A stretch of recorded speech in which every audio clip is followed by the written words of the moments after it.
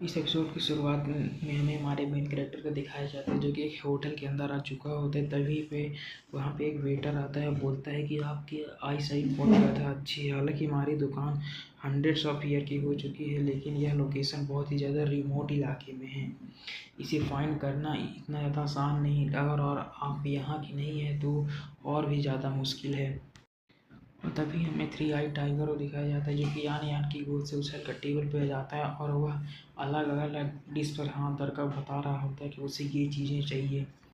तभी जो हमारा मेन कैरेक्टर होता है वह उस वेटर को ऑर्डर देते हुए बोलता है कि हमें ये चीज़ें चाहिए जिस पर ये इस डॉगी यानी कि थ्री आई टाइगर ने पंजों के निशान दिखे दिखे हैं, और अगर हमें और भी चाहिए तो हम तुमसे ऑर्डर करके मंगा लेंगे। जिससे वो वेटर भी थोड़ा हैरान होता है और उसके पसीने छूट चुके होते हैं।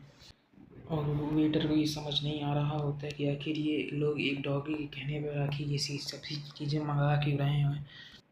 तभी हमें जीजी को दिखाया जाता है जो कि सिल्वर मून फॉक्स से पूछती है कि सिस्टर यूयू आखिर आप आखिरी बार जियान में कब आई थी।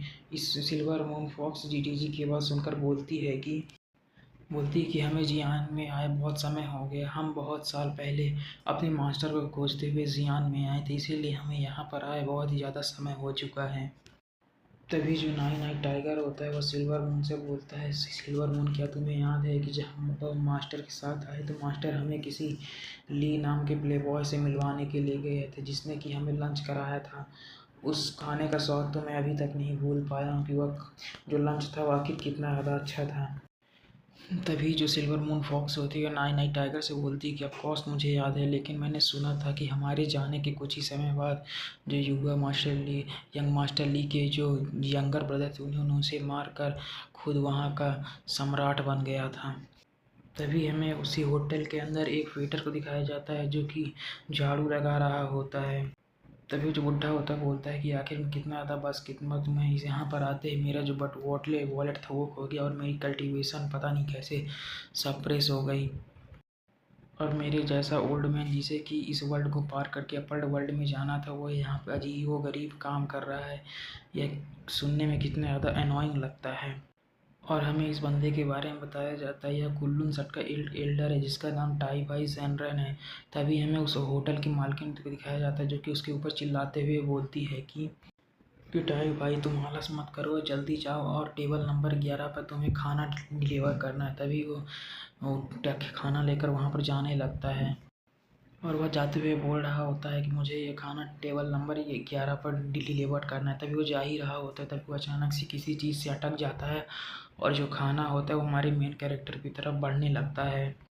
तभी वो जो बंदा बुढ़ा होता है वो अपनी पावर से रोकने की कोशिश करता है लेकिन वो नहीं रोक पाता। तभी हमें दिखाया जाता है कि बहुत बड़ा छोटा सा धमाका होता है। इसके बाद हमें दिखाया जाता है कि हमारा मेन कैरेक्टर ने उसे अपने पावर से रोक लिया होता है। हमें उसके बच्चे को दिखाया जाता है जो कि वो चिल्लाते हुए बोल रहे हैं कि फादर आप अपने पीछे देखिए। हमें दिखाया जाता है कि हमारा मेन कैरेक्टर ने अपनी पावर्स का यूज करके उसे पूरी तरीके से रोक लिया होता है, जिसे देखकर वह बुढ़ा आदमी बोलता है या तो इमोर्टल पावर्स है।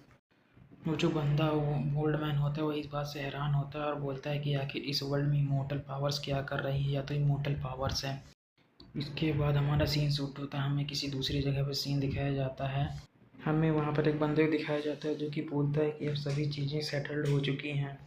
और यह बंदा कोई और नहीं बल्कि मोलिन का हाफ ब्रदर मोक्यू होता है और वह बोलता है कि अब से वंडरिंग रियलम के जितने के भी नीचे के कल्टीवेटर्स हैं वह अगर जियान यूआन में प्रवेश करेंगे तो उनकी कल्टीवेशन को मेरे एरिया द्वारा सप्रेस कर दिया जाएगा और वो अपनी किसी भी तरह की कल्टीवेशन पावर को यूज़ नहीं कर पाएंगे। और वह बोलता है भले वो अपनी किसी भी तरह की टेक्निक का यूज़ करने वह इस एरिया के पावर के कारण अपनी किसी भी पावर्स का यूज़ नहीं कर पाएंगे।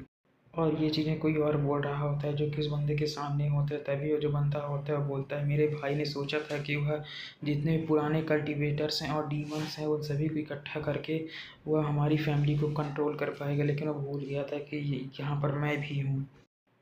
और यह पूरा जियान युआन एरिना है मेरे लिए।